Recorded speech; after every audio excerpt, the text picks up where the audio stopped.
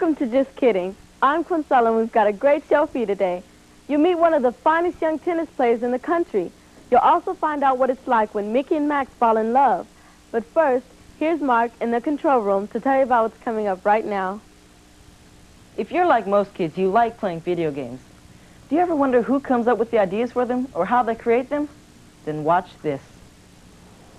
Pat Ramsell loves his job so much, he usually gets there at 7 every morning. The company he works for is in Los Gatos, in the heart of Silicon Valley. Pat is a video game designer for Imagic. He's created such games as Atlantis and Safecracker. I really enjoy video game design. It's a very demanding job. We work very, very hard. When I'm starting a new game or finishing a game, usually work in excess of 60 hours a week.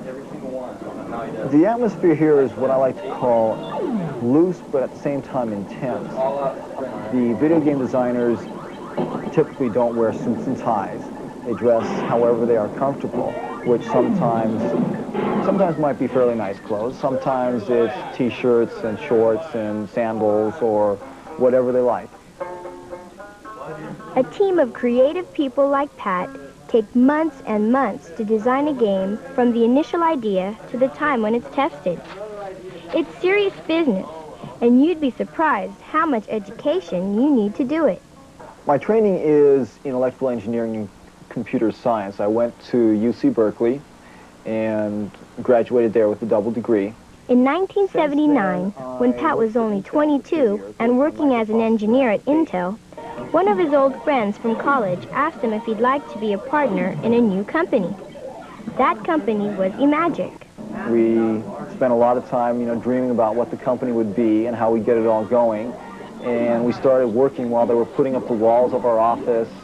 We had the venture capital money in the bank, and it was real exciting. That the lava coming out could, come up into the air and actually singe you if you're not careful, or it could destroy some of the treasures that you're after. At the same time, this game-storming session is really the first step in designing a video game. What types of things do you think the dragon would do? If you were a dragon, how would you be going through life? What would your enemies be? What would you be wanting to accomplish? You should be able to fly around, flap your wings, and probably breathe fire too, and be able to maneuver around in the sky. A lot of the ideas that we have come out of what we call game storming sessions, where a lot of the game designers will sit in a room or go away for a weekend or whatever, and we'll just talk about game ideas.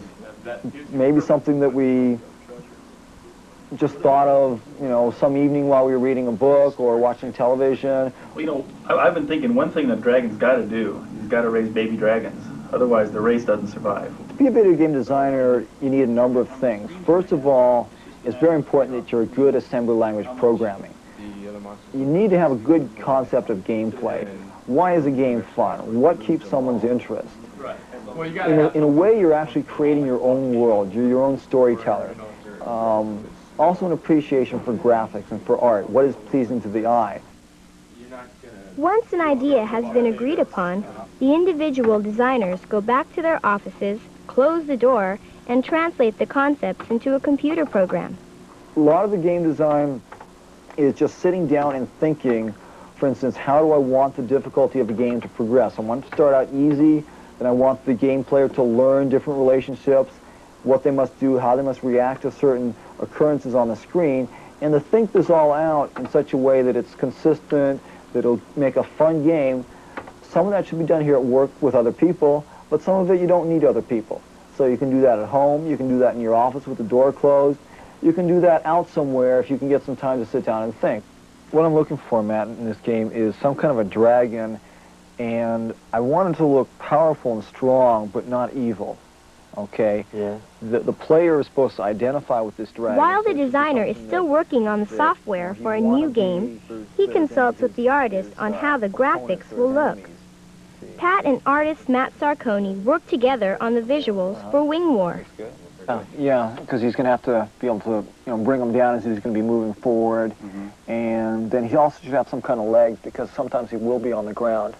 The ideas for a game I did, my first game, Atlantis, was to actually start out in the day, then go to the dusk or evening, and then go to the nighttime.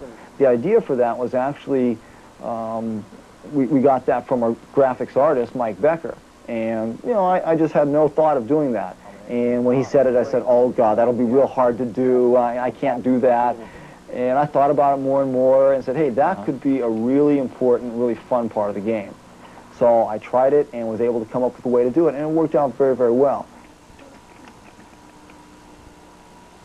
Oh, yeah, kind of jabs forward there with the jaw. Right. Maybe have his eyes closed a little bit. Oh, that looks pretty good. Before the games go into production at the factory, each game is tested by the real experts. One of the important parts of a game design is really how do the kids perceive the game? Do they really enjoy it? What parts do they like? What parts are more of a nuisance and a pain? Our game testers can tell them that. Well, the weirdest thing is we were playing, it happened the other day, we were playing this one game, Moonsweeper, and the spaceships were coming from all over the screen, and they're only supposed to be in the air, and they were coming from the ground and everything. It was really kind of funny. Some of the kids are just incredibly talented. They play games many hours a week for us, and they see things in the games that the game designer might not have seen. They see maybe, you know, something wrong with the graphics, maybe a sound gets stuck and, you know, keeps on going when it shouldn't, that kind of thing. It's great. It's great. You can't find a better job, that's for sure. I love it. Because I like video games, and getting to do them free and then being paid for it is unbelievable, actually. Pat is as turned on by designing video games as the people who play them are. It's true that he's got tons of energy, lots of ideas, and is dedicated to his work.